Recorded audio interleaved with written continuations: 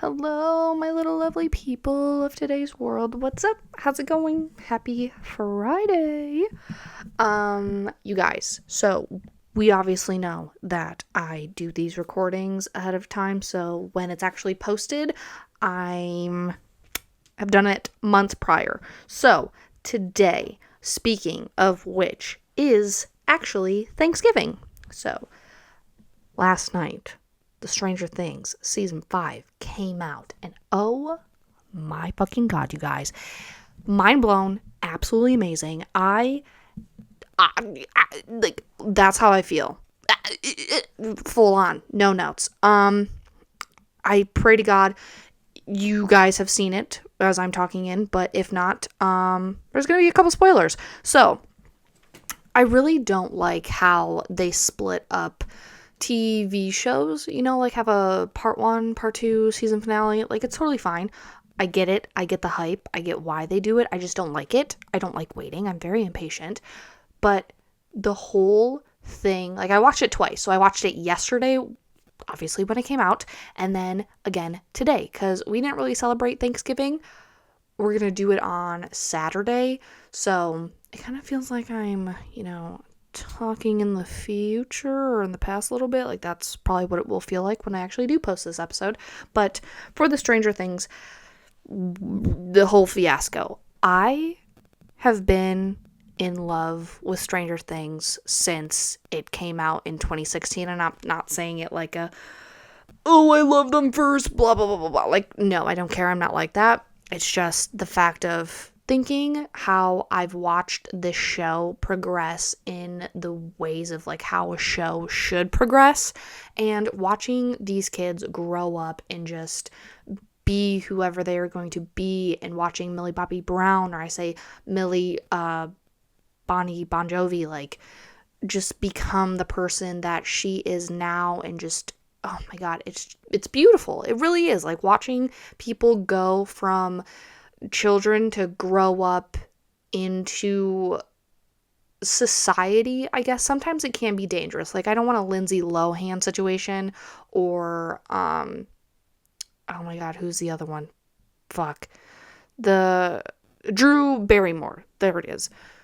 It was so sad to think that those people grew up. I mean, obviously they're doing better now, but watching them also grow up in the spotlight and then turn to like drugs and alcohol and partying and all that stuff, and it was just out of their control, and then, them getting clean. And we aren't seeing anything like that happen with a lot of the newer generations of children, and I'm so thankful for that. But watching these kids just grow up into these powerful people and like really speak about issues and like following something that they're passionate about, like Millie is just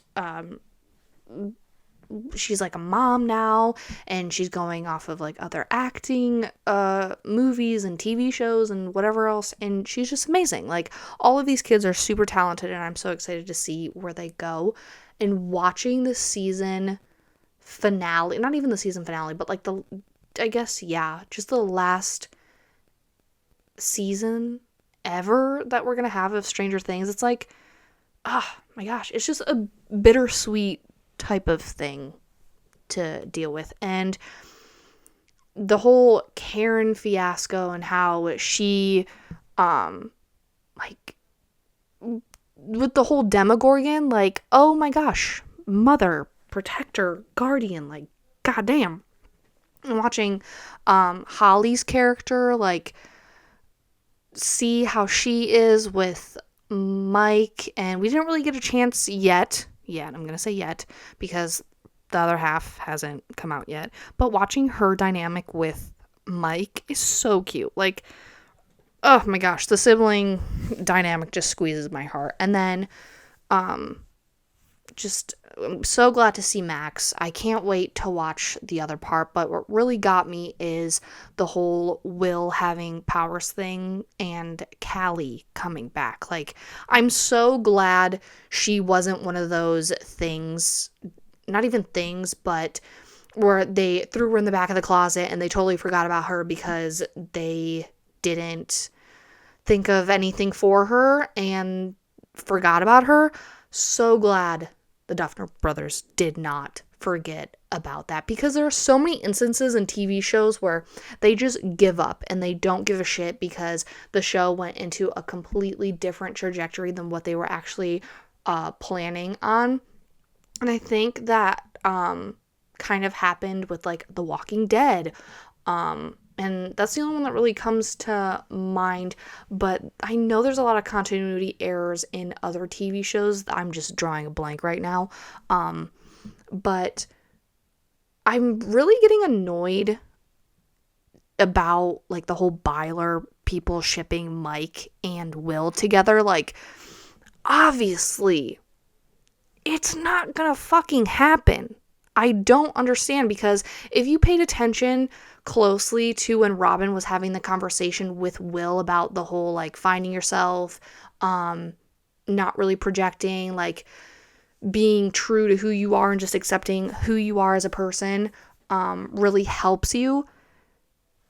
And then even before that, when Will was like asking about signs and like, how do you know somebody likes you and like whatever. And she said like the knee touching and like, being flirty and just getting those messages of, body language. And there was this one scene right before Robin and Will had that conversation in the tunnels, where Will and Mike were talking. And then the whole thing, and Mike was like, basically saying Will is like Vecna, and he was like, oh, so I'm a scary whatever, and he was like, yeah, but then he was saying as a joke like, no, obviously, dude, you're not that, but blah blah blah. And then Will goes to like punch him in the chest a little bit, like joking, and Mike doesn't give that energy back.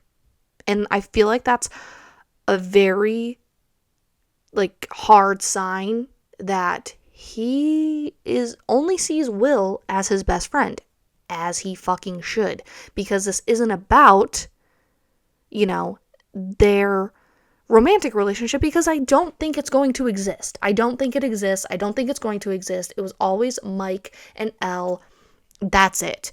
Like, the whole arc of Will finding himself and being who he is, like, yeah, sure. But when an actor is gay in real life, it's kind of difficult to work around them not having those tells on screen. Like, for example, Will can't really change his voice to not give off like being gay, if that makes sense. And there's nothing wrong with that. I'm never saying that anything's wrong, because your girl is a lesbian. I love women. Like, ugh. So for him, like, obviously the audience is gonna be like, oh yeah, he's a little spicy.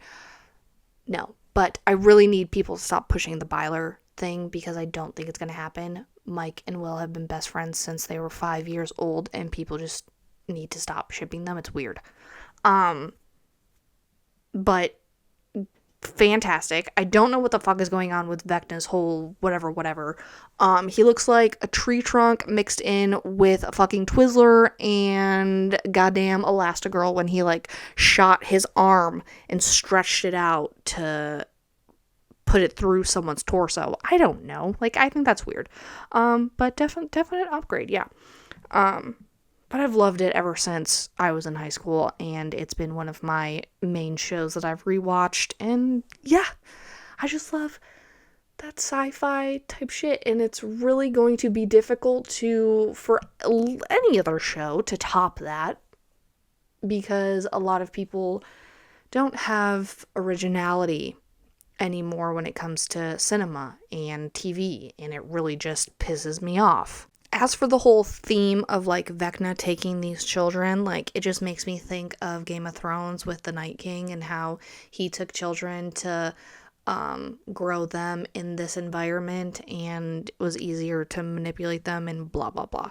Anyway, enough of that, because we got other things to talk about. I want to know, so does Facebook or really anyone. You know how when you're on Facebook and if you're like, ew, Facebook's for old people, shut up.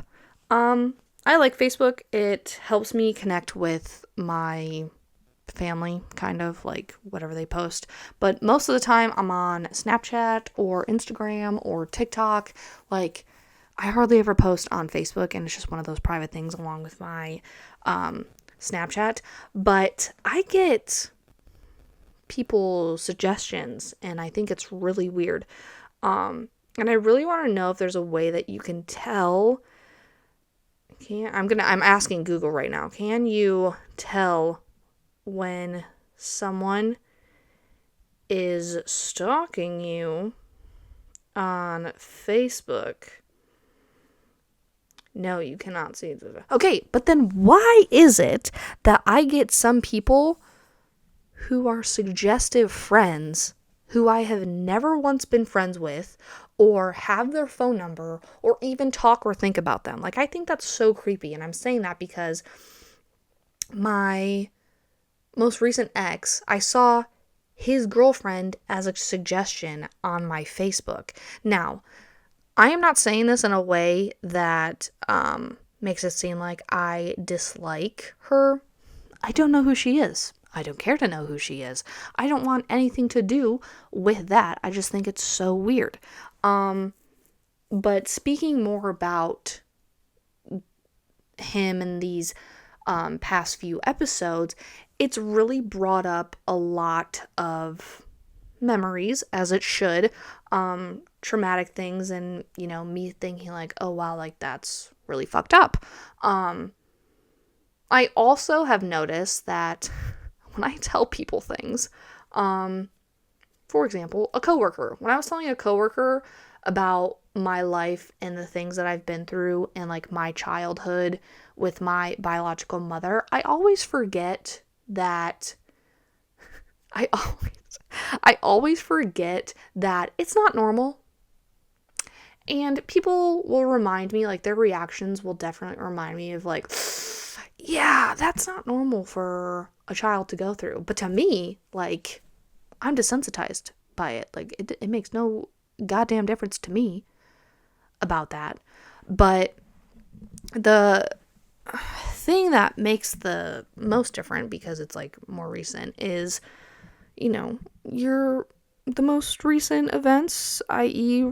previous relationships and everything else. So we're going to talk about something that's really important, and I feel like a lot of people don't really talk about in relationships or like after toxic and abusive relationships, is not being able to trust yourself to make decisions.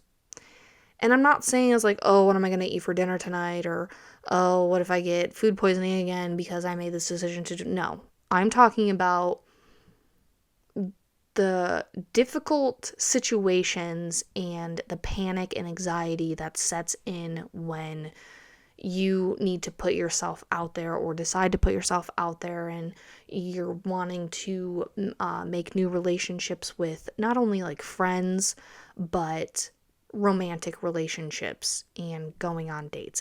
After toxic and abusive relationships, it is so hard to trust yourself to make the right decisions about said things. So we're going to talk about it, and yeah, I'm sure you guys will agree. And I'm just trying to gather my thoughts because it is kind of a lot. So at some point I will get more into the nitty-gritty of the relationship because it's going to be a long story and it's going to be a long episode. But yeah, so here we go. And I need to remind myself that I have like important shout out after I'm done with this topic. So the thing about it is, like, when I got out of that toxic relationship, and this one's always going to be one that I revert back to because I spent the longest time being single after this relationship. Like, when I had my first, I guess, relationship, which wasn't even fucking a relationship, I guess, I was like 18, okay? And this was the person that took my virginity when I was 18. Noted that in a previous episode, whatever, reflecting back on it. And then shortly after I broke up with them, I didn't spend much time being single, maybe 3 months to 4 months. But it was like I was still kind of actively searching for a relationship, but at the same time, like I wasn't. And I was also 18 years old. What do we know at 18? A goddamn thing. Nothing. So I jumped into a relationship, and then I spent a year, less than a year and a half with that person. And then within 2 months, I was already in a talking stage. I was already, doing something to grow into a relationship because, I couldn't stay single for a long time. And then I stayed with Pugsley for 3 years. And then after I broke up with him the first time, I was super uncomfortable with the fact of, being out of my comfort zone, living with my parents again. I wasn't ready to give up on my freedom because, let's face it, when you live on your own, that is part of the freedom. But I was so into my comfort zone that I ended up going back. I was not ready to move on. I was not ready to give up. I wanted to give Pugsley a second chance and see if the relationship would fix itself, and maybe, I was just being too sensitive. And yeah, so this was all before I realized, like, I actually like women. Then I constantly always felt like there was something wrong with me. So when you think that something is constantly wrong with you, you're always doubting yourself. Always. All the time. So there I was, doubting myself. Did I make a mistake? What am I doing? Like, this whole thing, you shouldn't always break up with somebody. Like, you should try to make it work because that's what relationships are all about. Like, you're always going to argue, blah, blah, blah, bullshit, bullshit, bullshit. So that's what I did. And then when I broke up with him the second time, yeah. When I broke up with him the second time, it took me a long time to date. Like, sure, yeah, you break up with someone and then you're immediately on the dating apps. Like, I told myself that I wasn't going to go on a dating app for a couple of months, but I was bored and I was with my friend Brooke, and I was like, you know what? I'm just going to give this a try because I want attention. I need to get my mind off this. Like, I barely even cried after that relationship. I was more upset about the fact that like, my routine was gone rather than my actual relationship. Like, I did not mourn that relationship as much as I did my routine, because I like routine. I like having a set thing. When things change, everyone gets a little irritable. That's normal. That's perfectly fine. But I was moving back in with my parents. All my stuff was in storage. I didn't know how the fuck I was going to make it on my own. I didn't know how I was going to pay rent. I didn't know where I was going to be. I had no idea what life had in store for me. So I was lost for a bit. And then I had this great idea that I was going to get a roommate. And I was like, you know what? I really want to live in this apartment complex that I was looking at when me and Pugsley were together, and it looked really nice. And I messaged my friend Alec and I was like, hey, I have this great idea. What if we were roommates? And I had known Alec since I was 15 years old, and I was like, oh my gosh, this is great. Like, typically people go female roommates, male roommates. But I was like, you know what? We've been friends for a long time. Why not give this a whirl? And I didn't have many girlfriends at the time. Like, Brooke wasn't living on her own. I hadn't met any of my other friends. And And it worked out so perfectly that everything just fell into place so perfectly. And Alec and I were fantastic roommates. He respected my privacy. I respected his privacy. Like, he would go out. Being roommates with him, like, taught me a lot. We had shared interests. Like, I had his back, he had mine. It was just a great way to move on and kind of work out my issues with everything that had happened. And he helped me get through one of the most difficult times of my life. And the mentality that I had of like feeling like shit and how am I going to know? How am I going to trust myself again to make the right decision?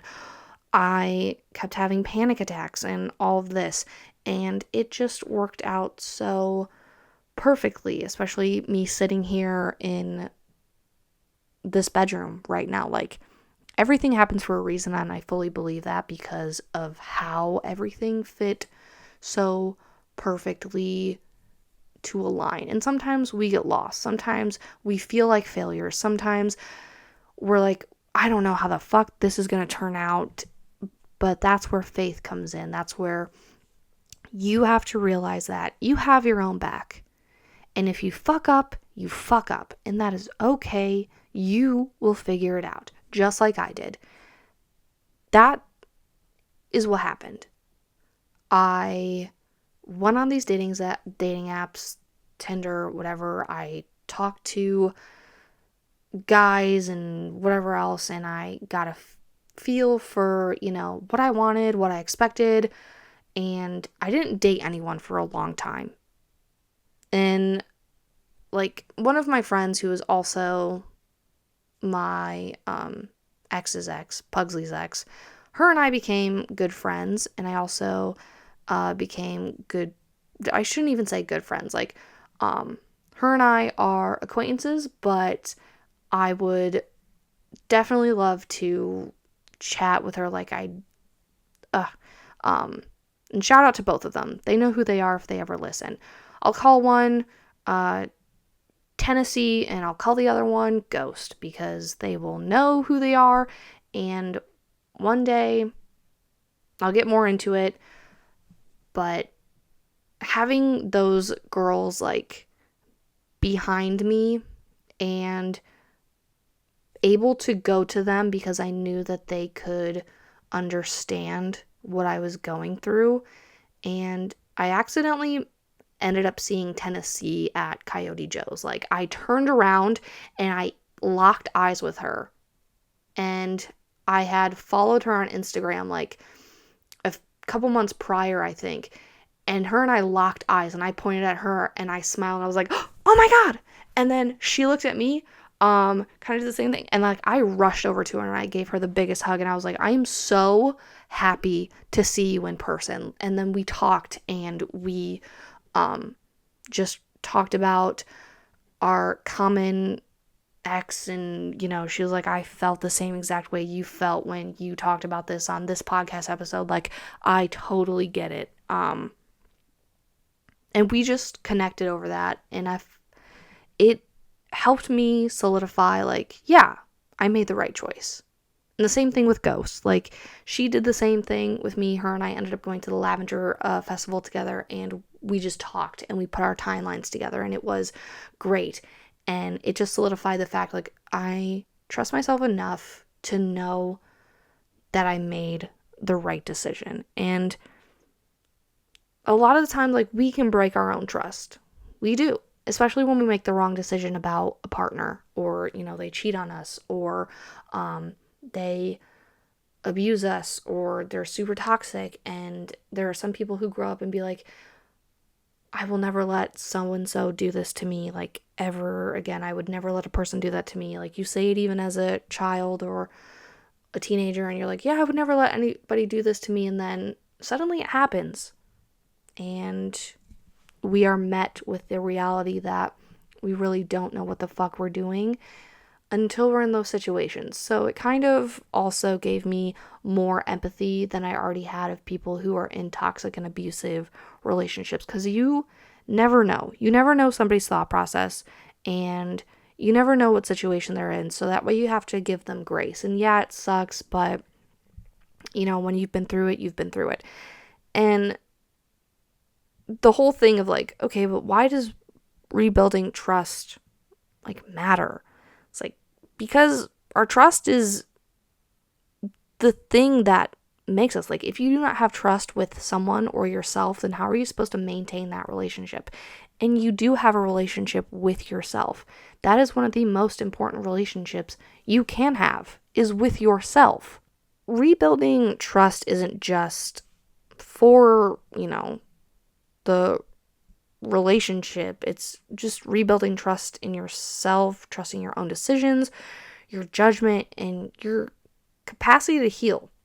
The act of repair can help you grow and just transform any relationship, not just restore it. And it can deepen the intimacy, the honesty, and commitments with them and with yourself.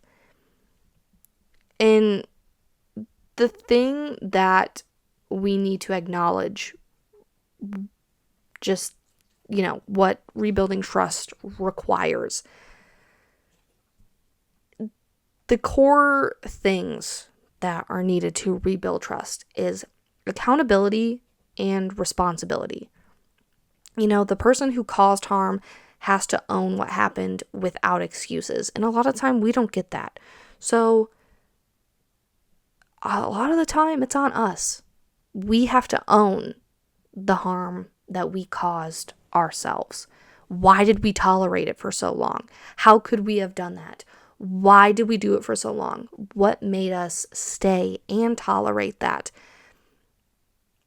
And a lot of the time, yeah, sure, you're not going to get that apology.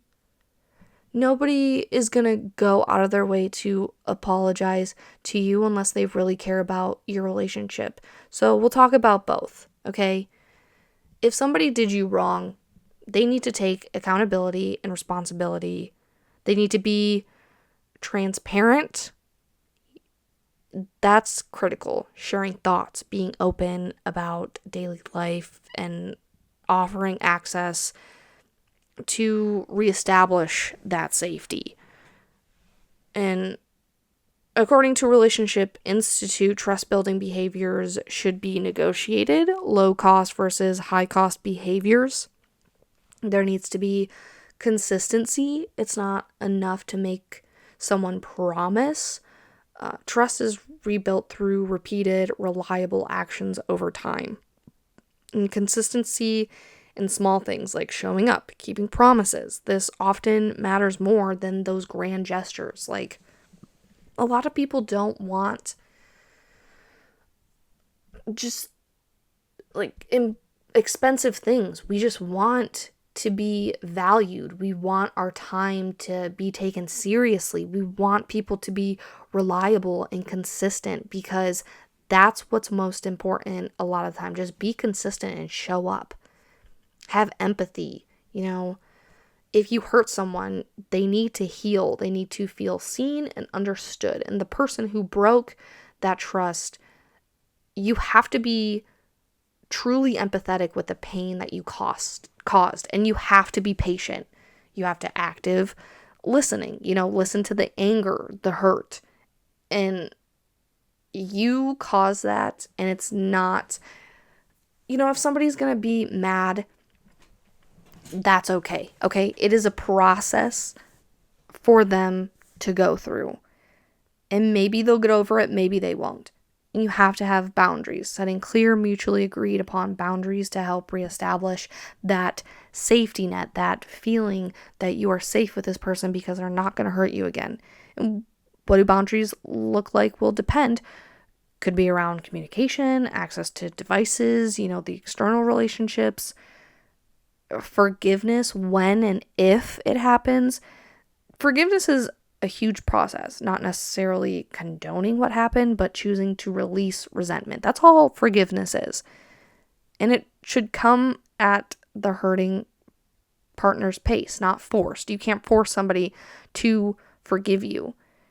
There's always professional support or therapy. Many sources have emphasized, how helpful couple therapy is, or, just individual therapy can be in processing emotions, understanding the root causes, and learning new rational skills. And a therapist can help both partners navigate repair attempts, like relapses and realistic expectations. Now, a lot of these can happen with ourselves too. We, who have made the shitty decisions to stay with a partner who has hurt us repeatedly, cheated on us, has crossed so many lines over and over again, have been abusive or toxic, or just make us feel like we don't deserve the best of the best. We have to take accountability, the responsibility. We have to be transparent with ourselves. We have to think and sit in a dark room by ourselves thinking, oh my God, this is what happened and this makes sense, and how could I have done that? We have to be self-aware. We have to be consistent in the way that our thoughts go and how we think, and, empathize with our past selves and be like, I learned from this. What did I learn from this? How can I move on? And how do I know that future me will make the better decision? We have to set boundaries with other people, within ourselves. Like, a good boundary is be like, I will not chase after this person, no matter how much I like them, or no matter how much I'm interested in them. Another boundary is giving yourself time to heal, not just jumping into a relationship. It took me almost a year to even want to date. And it took me, when did I actually get in a relationship? I didn't get in another relationship until 10 months after Pugsley and I broke up. That's a while. And my girlfriend and I spoke for a month and a half, and I questioned everything. I made sure that she had the same values. We both did. We both questioned each other. We both kind of tested the waters and talked about everything under the sun. We talked about our trauma. We talked about our previous relationships. We talked about what we expected, what we didn't expect, everything. There was a point in time where I would, have these panic attacks and be like, how did I let myself do this over and over again? Getting screamed at, getting yelled at for the dumbest things. And it got to a point where Ghost ended up sending me a picture of Pugsley out on a date. And what hurt me the most, it wasn't the fact that he was moving on. It was the fact of, I'm sitting here having panic attacks over shit that he did, and yet he's moving on no tomorrow, without any issues. But the thing that I realize is he's a serial monogamist, and that means that people who get out of a relationship immediately jump into the next one, and they do this over and over and over again. That makes them a serial monogamist. You go from one relationship to next to the next to the next without giving your time to heal, so then you're just packing and packing and packing all of this shit on from your previous relationship because you can't stand being alone. I didn't want that. And I learned that from my therapist. I did not want to be a serial monogamist, so I had to give myself time. That was my boundary right there. It's I will not get into another relationship until I feel completely comfortable with another person. And it worked out. And I had to forgive myself. I had to forgive myself for making shitty decisions because I was young. And the only way that I did was to tell myself, I was younger then. I did not know what I know now. And that relationship taught me so many things about red flags. All of them did. And I'm glad that I had my therapist there to help me. And now these next part to start the rebuilding process can go for both, either in a relationship with somebody who has like cheated on you or betrayed you or broke your trust, and then for ourselves individually. Now, it's gonna be step one of acknowledging the break. Recognize and named what happened. Denial or pretending that everything's fine only keeps the wound raw and doesn't allow you to heal like you should.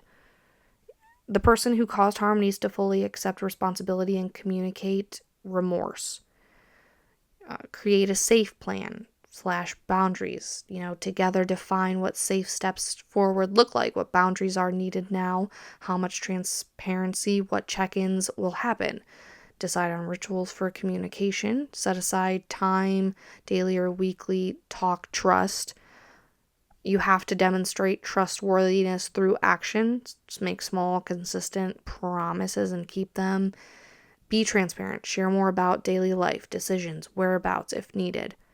Use empathy and listening. Your partner that's hurt will express their feelings no matter what: anger, sadness, confusion. And as long as they're doing it in a healthy way, listen. Just listen to how you hurt them. Offer that partner, offending partner. The offending partner listens actively, validates without defensiveness, and asks, "What do you need from me to feel safe?" And it will repair over time, okay? This is a process. There will be setbacks. You just have to encourage patience and celebrate those small wins. Like, you showed up today when you said you would. Like, you were consistent. Consider outside help if needed. And then just decide when it's time to let go. Because not being able to forgive will do more harm than good. And some of you are probably thinking, okay, well, what if the person that hurt me doesn't even offer an apology and I'd never want to speak to them ever again? We need to be able to move on without getting that apology.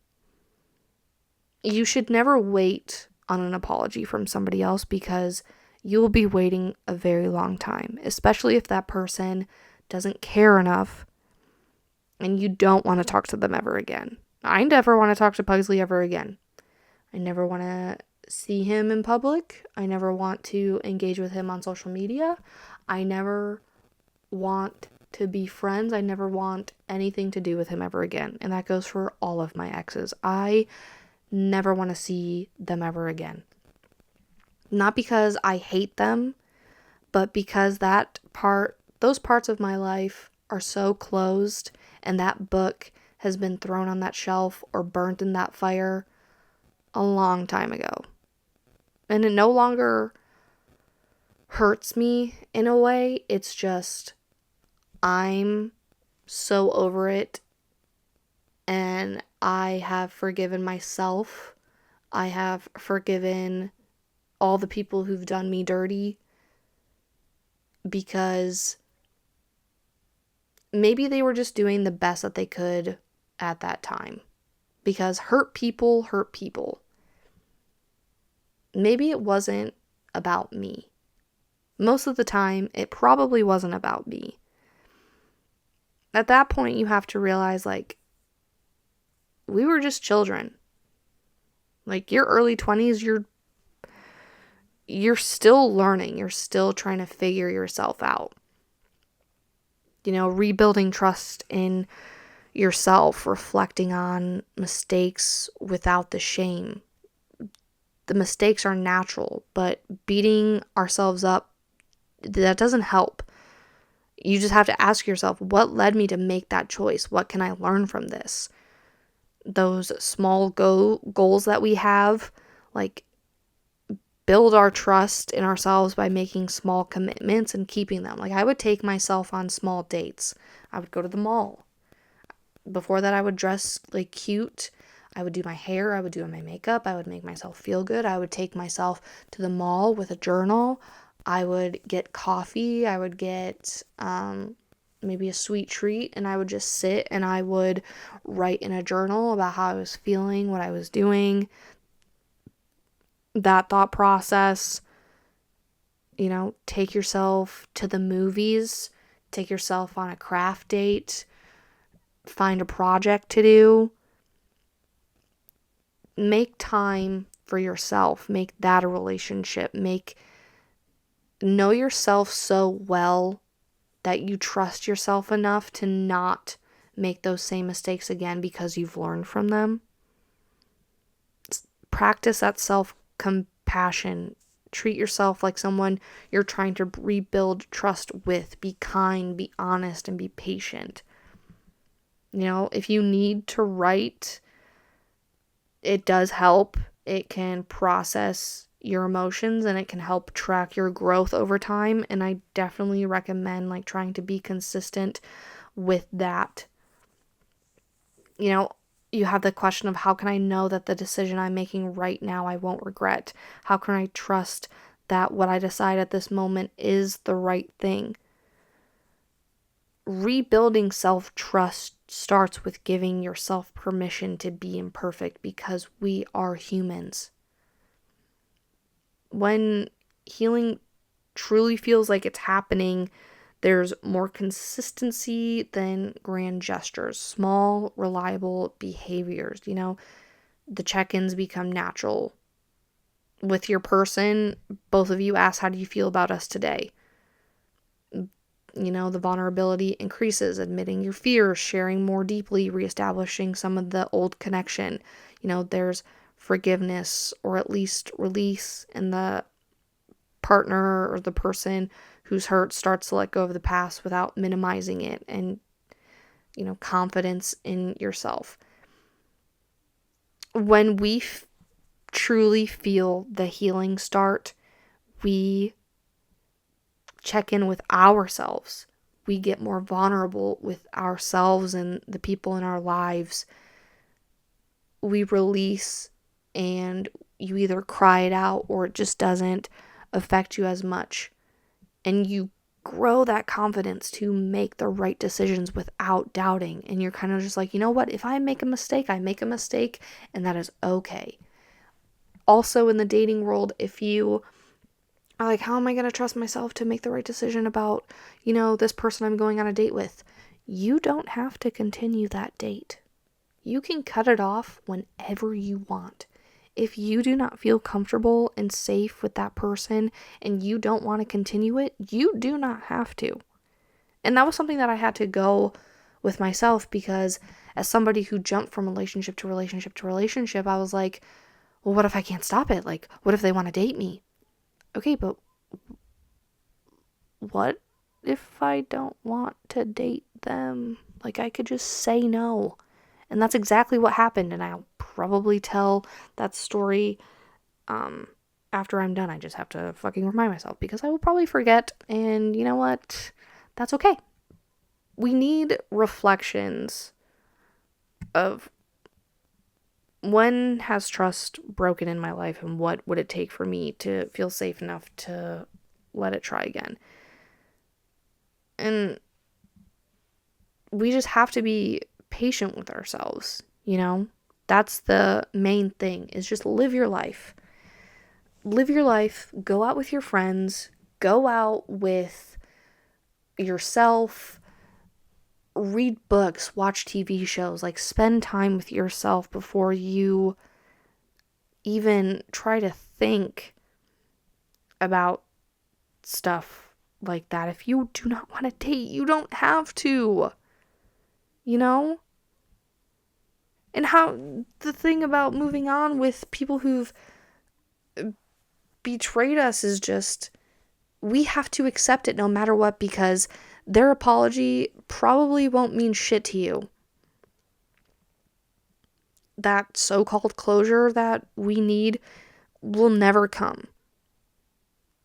And that's okay. We don't need it. You do not need it. Like, we just have to acknowledge the lack of closure. I don't have the apology. I don't have the full story. This might be it.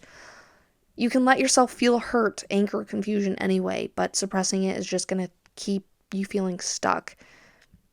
Shift from closure from them to self-closure. You have to decide, will you give yourself permission to heal even without their accountability? Because your own story is going to be your own story. Clarify that. What happened? What did I feel? What do I believe now? You can write it out. Have those boundaries. Choose what you will accept or not in relationships moving forward. Set specific boundaries. No contact, limited interaction, new safety nets. Build the new patterns. Invest in yourself, trust and self-healing, and redefine closing the chapter of instead of if only they'd said, then I'd be okay. Change it to I'm choosing to close that chapter without waiting for them. It doesn't mean forgetting or pretending it was fine. It just means you're choosing to live despite the unanswered questions. You don't always need it. Sometimes you'll never get that apology, the story, or the accountability you hope for, and that's a hard truth, but that doesn't mean that you're stuck. You can choose to heal anyway, to give yourself the closure you didn't get because waiting for someone else to fix it gives them the power. Reclaim your power. Moving on without closure just means you name the hurt, you set your rules, you heal yourself, you trust yourself again, even if they never say, I'm sorry. And going off of the story that I was talking about, so there was this guy that I met, and we will call him the microbiologist, okay? I met him on Tinder. He was one of the more decent guys, I guess you could say. He only ever wanted to talk about sex, which was a red flag, but I forced myself to go on a date a couple months. So 2 months after I broke it off with Pugsley. And I told myself that I was going to go on this date. I was going to force myself to go on this date because I wanted to stop having panic attacks about dating. Did it help? Not really. But I gave it a shot anyway. We went to go see a movie, bought ice cream, and made out in the car after such a weird kisser, by the way. It was really fucking weird. He definitely tried to get more physical, I guess, and I can't remember. I think it did. I think it got a little more physical in the car, his car, but then I went home. And let me just say, this thing lasted for about 3 weeks. He never seemed interested in what I had to say. He never seemed interested about my day. He only seemed interested about hooking up. And I brought that up to him. I was like, you never seem interested in me. And the whole time, I felt this uncomfortable feeling. I just kept ignoring it. I was like, maybe there's something wrong with me. Maybe I'm just being weird. This is a nice guy. He seems decent. He's got a good job. He's a family person. Trying to check off all the boxes. And something still felt wrong to me. This happened often with guys, I should add, after reflecting. Lasted for about 3 weeks, and I was still uncomfortable. We had hooked up a couple of times, and every encounter was so uncomfortable, and I just wanted him to leave, and I just wanted it to be done and over with. And the thing that stuck out is I was at a birthday party for Brooke's mom, and he texted me. He was like, I'm ready to be exclusive when you are. And I immediately got this, oh no feeling, and I was like, I can't do this. I started fucking panicking, and Brooke talked to me about it, and she was like, yeah, that's really fast. Like, I understand that he likes you. And she was like, do you like him? And I was like, not really. Like, I don't like him. Like, sure, he's a nice guy. He's kind of attractive. He's tall. But I was like, I really just don't have any feeling toward him. And it was just a hookup. So I ended up talking to him about it. I was like, you want marriage, right? And he was like, yes. I was like, you want children, don't you? And he was also like, yes, I do. I'm very much a family person. And I said, okay, well, I don't want those things. I don't want marriage and I don't want children. And he was like, okay. And basically the end of it was, I was like, I don't want to waste your time anymore. So, like, I don't want to do this anymore. And this motherfucker had the audacity to be like, well, can we still fuck? And I was like, I don't think that's a good idea because I don't see a future with you. So I really just don't want to progress this any more than it should be or whatever. Like, it was just so weird. But it was a really big growing point for myself because it made me realize I can say no to people. I don't have to continue dating because they're ready to date. It's all about me. And I trusted myself enough to know that I didn't want marriage, I didn't want children, I didn't want a relationship. Like, I really sat and thought of myself. I took the accountability. I reflected. I sat with myself. I really thought about it. I was like, no, I don't want anything to do with this guy ever again. Which is crazy enough because a few months later in November, he ended up texting me, hey, it's getting cold out. I'd really love to use your thighs as earmuffs. I half slid that shit, and then 24 hours later I blocked him because I was like, I'm not doing this. Like, that's gross. Yeah, but that was just a really big turning point for myself, and I was so proud of myself for actually realizing, like, oh my god, I can say no. I don't have to do this. Like, this is amazing. And I was just so proud of myself because it fucking clicked in my mind of, oh my god. But funny enough, like, my girlfriend made me realize, like, I want marriage, I want children, I want that type of relationship, and it just took, a woman finally breaking it to me. But yeah, the microbiologist was so fucking weird, dude. So fucking weird. Oh my god, it was crazy. But I also have to give a big shout out to a fan. So there are these moments in time where I think, okay, what if I'm just talking to myself and it doesn't make a big deal to anybody and nobody actually cares? Well, I got an email from Sam basically saying and asking, like, how I'm doing, where are my previous podcast episodes. And let me tell you something. I never thought that I would receive anything like that, and it gave me a new perspective. I cannot thank you enough for emailing me, asking me how I'm doing, if I'm okay, and how much you miss my content. Like, that has given me just such an amazing feeling within my soul that what I'm doing isn't pointless. And if it's people like you who send that email to check up on your favorite content creators like myself, oh my god, it is the best feeling to know someone's listening.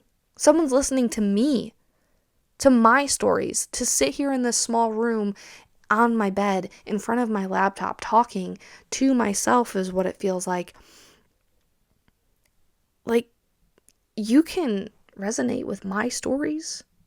You are listening to me? You care about what I have to say? That is the best feeling in the world, you guys. And I cannot thank Sam or you guys enough who are listening from all over the world, listening to my podcast about my stories and things that I have to say, and just reiterating everything that I've been through. So someone in this same position can feel heard and understood and have these same realizations before they make the same mistakes that I did. It is so just unreal. And I'm so thankful for you guys to listen to my stories and to listen to what I have to say. I have so much love and respect for you guys. I'll never be able to thank you enough. I never will be able to thank you enough. And I hope that one day I can share my stories with more people and, make this big impact on the world like I've always wanted to do when I was younger. And I just never thought it would be me. But it can happen to anyone. And that's what I keep telling myself. And that email from Sam changed my thought process, gave me a new perspective. And I really do love you guys. I really, really do. I want to hear your thoughts and opinions and, hear about everything. So feel free to email me. My email, pretty sure, is just lifewithmcdalia@gmail.com. Go on my TikTok, follow me, go on Instagram, just any of that. I would love it and I would appreciate it. And, share this if you feel it within your soul. So, yeah. But, if you're at that point where you don't know how you're going to trust yourself, just give it time. Don't force it. Everything happens the way it's meant to happen. And it'll become clear at some point. And I promise you, you'll get that confidence back. You'll get that love of life back. You won't always be heartbroken and sad. I promise. But I will see you guys next week. Love you. Bye.